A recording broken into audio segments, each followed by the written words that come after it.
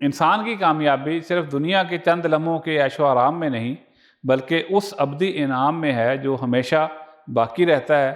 دنیا کی تمام نعمتیں ختم ہو جاتی ہیں، دولت، جاہ و جلال اور عزت کے سب پیمانے وقت کے ساتھ ڈھل جاتے ہیں، مگر جو سعادت اور خوش بختی اللہ کی بارگاہ میں مقبولیت کے بعد عطا ہوتی ہے وہ کبھی ختم نہیں ہوتی۔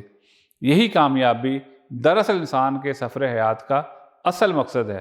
ارشاد باری تعالیٰ ہے، بخلاف اس کے جن لوگوں نے ہماری آیات کو مان لیا ہے اور اچھے کام کیے ہیں، اور اس باب میں ہم ہر ایک کو اس کی استطاعت ہی کے مطابق ذمہ دار ٹھہراتے ہیں، وہ اہل جنت ہیں جہاں وہ ہمیشہ رہیں گے۔ الاعراف 42۔ ناظرین، یہ آیت اپنے اندر نہایت ہی عظیم خوشخبری سمائے ہوئے ہے۔ اس میں ایمان اور نیک اعمال کو جنت کی کنجی قرار دیا گیا ہے، یعنی صرف زبانی دعوے کافی نہیں بلکہ ایمان کے ساتھ عمل صالح بھی ضروری ہے۔ اللہ تعالیٰ نے انسان کو اس کی استطاعت کے مطابق ہی ذمہ دار ٹھہرایا ہے۔ اس کا مطلب یہ ہے کہ دین کی تکالیف کسی کے لیے ناقابل برداشت نہیں بنائی گئی۔ روزہ، نماز، زکوٰۃ، حج اور دیگر احکام ایسے ہی ہیں جنہیں ہر شخص اپنی طاقت کے مطابق ادا کر سکتا ہے۔ یہی اللہ کی رحمت اور عدل ہے کہ اس نے انسان پر اتنا ہی بوجھ ڈالا ہے جسے وہ اٹھا سکے۔ یہ نقطہ بھی انتہائی اہم ہے کہ اللہ تعالیٰ نے کسی کو اس کی طاقت سے زیادہ مکلف نہیں ٹھہرایا۔ اگر کوئی شخص معذور ہے تو اس کے لیے رعایت ہے، اگر کوئی مسافر ہے تو اس کے لیے سہولت ہے۔ یہ سب اس بات کی دلیل ہیں کہ اللہ کا دین انسان کی فطرت کے عین مطابق ہے۔ وہ مشکل پیدا کرنے والا نہیں بلکہ آسانی عطا کرنے والا ہے۔ اس لیے اہل ایمان کے دلوں کو یہ یقین دہانی سکون بخشتی ہے کہ ایمان اور عمل صالح کا راستہ ان کی طاقت کے مطابق ہی رکھا گیا ہے۔